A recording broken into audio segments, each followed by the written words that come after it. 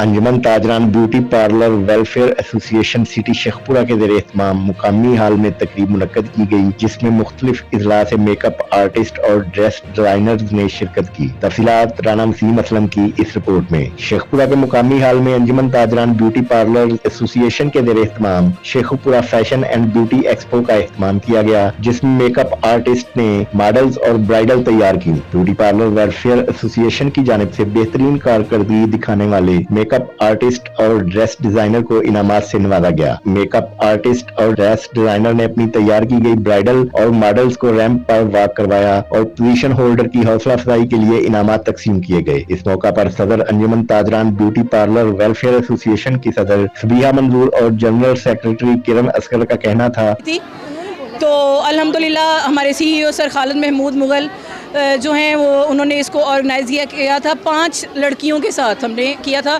और आज अल्हम्दुलिल्लाह एक साल में हम लोगों के पास 700 के करीब बच्चे मौजूद हैं और एक साल के अंदर हमने 4 मेगा क्लासेस करवाई हैं। शेखपुरा में आज अंजुमन की तरफ से मेरी ताजपोशी की गई है और मैं बेहद शुक्रिया अदा करती हूँ फाउंडर खालिद महमूद मुगल साहब का, जिन्होंने ये तकरीब का इनकाद किया। अंजुमन की जानिब से बच्चों को मेगा क्लासेस करवाई जाती हैं ताकि खवातीन बाइज्जत रोजगार कमा सकें और इंशाअल्लाह हमारा मकसद इस यूनियन को पंजाब लेवल तक पहुँचाना है।